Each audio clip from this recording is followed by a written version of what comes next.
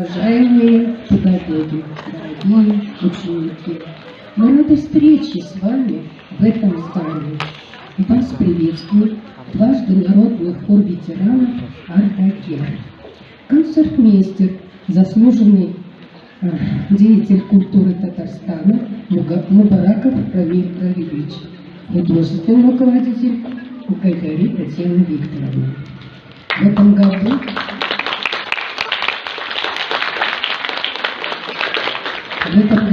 9 мая, наш народ будет отмечать юбилейную дату 80-ю годовщину победы в Великой Отечественной войне.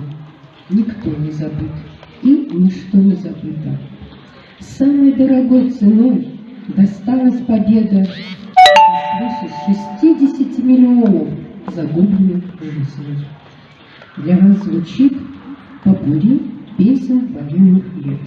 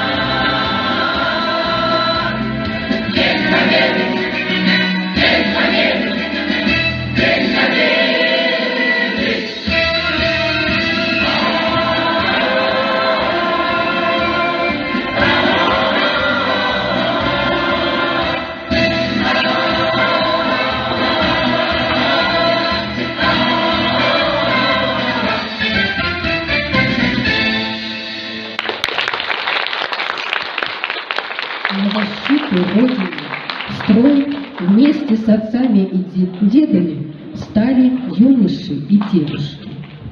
21 июня. Закончились экзамены.